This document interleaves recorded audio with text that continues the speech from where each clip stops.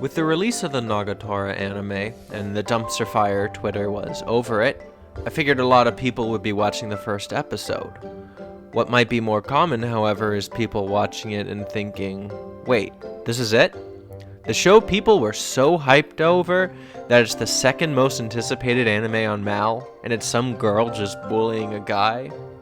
This has probably led to a lot of people to have misconceptions about the show, and wonder, are people who like the show just masochists? Yes. But the story has a lot more to offer than that. In order to understand, you need to make it past the first few chapters, not because they are bad and so you need to begrudgingly go through them, but because if you do, you're rewarded with a wholesome and rewarding relationship as the story goes on, and gain an appreciation for those early chapters and the story they set up. You see, the thing that Nagatoro does really well is combines the two story ideas by turning them into parts and then combining them into a great whole. And this is why you should watch Please Don't Bully Me, Nagatoro.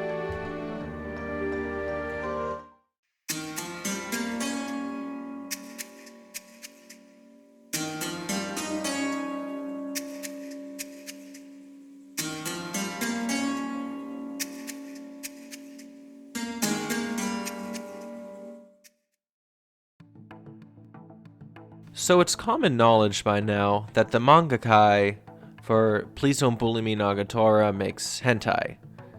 What many people might not know, however, is Please Don't Bully Me Nagatoro is based off a one-shot of the same characters.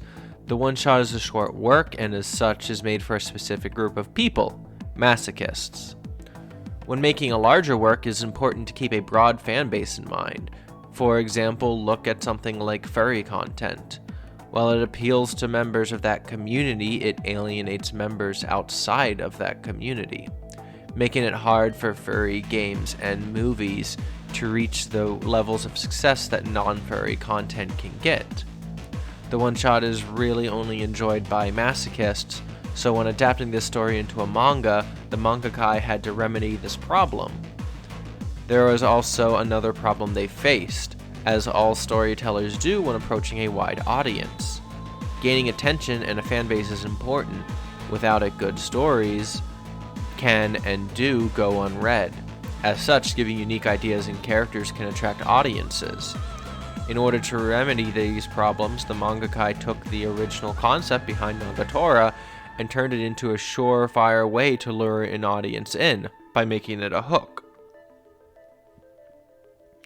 The goal of the early chapters is to present this unique story hook without alienating the broader audience. In the early chapters, Nagatoro bullies the character Senpai, and the focus is mostly on the bullying, with really only one instance of her showing any sort of affection for Senpai. However, in order to not alienate the audience, it strays away from certain taboos. While the one-shot is definitely defined as abuse, the manga plays things on a thin line. For example, Nagatoro never purposely physically abuses Senpai. Her emotional manipulations are more to gain a reaction instead of inducing any sort of long-term trauma. Also, the way the art is handled is to help Nagatoro in the early chapters. So many of the images from this manga become memes due to her silly and goofy expressions.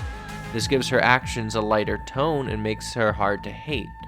The early chapters are there to present the unique relationship setup between the main characters, while not villainizing Nagatoro too much for what would otherwise be actions of the antagonist.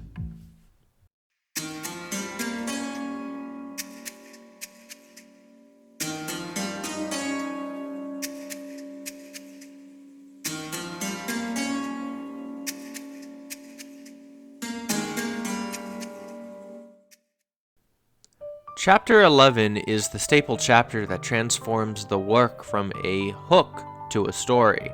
In this chapter, the audience is introduced to Nagatoro's friends. Her friends would very well be defined as one-note characters, as they don't have much personality now or ever. However, her friends are not only there to serve as development in the relationship between the characters, but between the manga and the reader. First, the audience watches as the relationship changes as Nagatoro is jealous of them messing with her senpai, showing her visual confusion of these emotions. It also becomes the chapter where Nagatoro starts to show she is willing to stand up for senpai and him for her as well.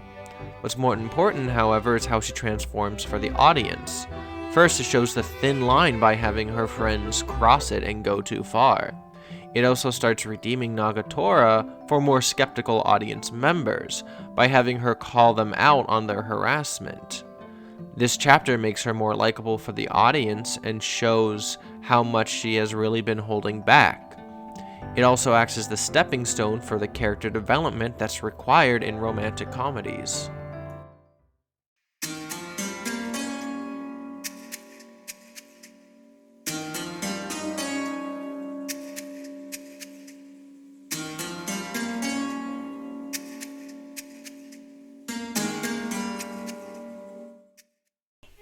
The post-11 chapters take this development and stretch it even further.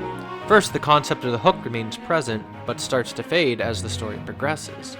The bullying becomes teasing, and harsher words that were exchanged in the earlier chapters almost disappear. The bullying isn't instigated, but rather comes off as a result of the topic on hand, such as giving senpai ear piercings or giving his hair a trim. The instances also start to occur when Nagatoro loses her cool, and is not the default state of things. As for the characters, the story starts to not only develop them, but specifically from the influence of the other one.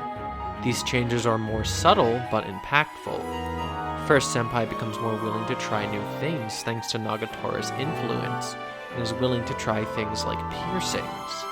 This is because his relationship with Nagatoro is something that he directly did not think he was going to like at first, but is something that he gained an appreciation for, and thus he is willing to try new things.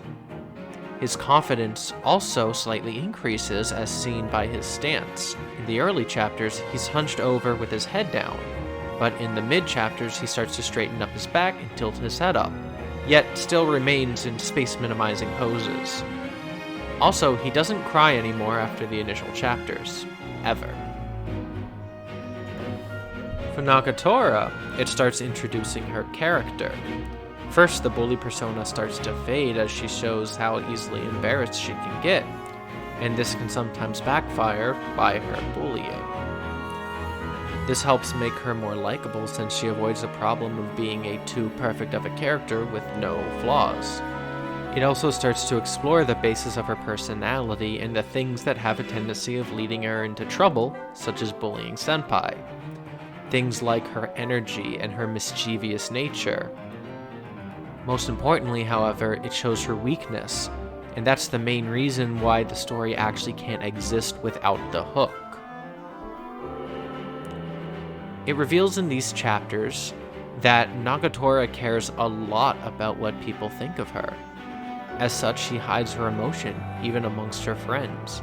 And in fact, there's only one person she is truly herself around, and that is senpai. That's because she starts out their relationship, it's not a friendly one, and she sees him as a pathetic loser that really can't judge her. As such, she doesn't really care what he thinks about her. This is foreshadowed in the early chapters, but is explored more in the mid-chapters as this dynamic changes. While she continues not to care of what he thinks about her, it's not because she finds him pathetic, but because she knows that he will accept her for who she is, as he had in the past. This serves as the building block of their relationship and gives senpai something special that no other character has, and is the basis for their romance. If it wasn't for the hook, then a story like this could never have been told. Because of the cruelty that experienced in the first chapters, it can lead to a much more rewarding romance in the later chapters. In the current chapters, the hook is completely incorporated into the relationship. The teasing comes off as more supportive and friendly, and maybe even a little flirty. The characters also are actively trying to help each other at this stage, and challenge each other to be better, much like in any romantic comedy.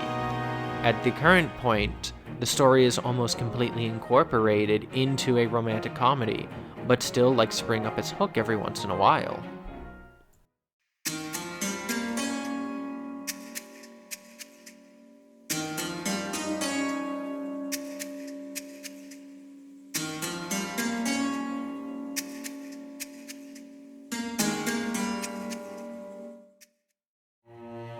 Nagatoro is an example of how you can and can't judge a book by its cover. While it remains true to what people think it will be, it surpasses those expectations and becomes so much more. The story utilizes what sounds like a plot from a hentai and uses it to tell a unique and untellable story without it, making this an anime you should watch for yourself, and an important lesson about not judging things too quickly.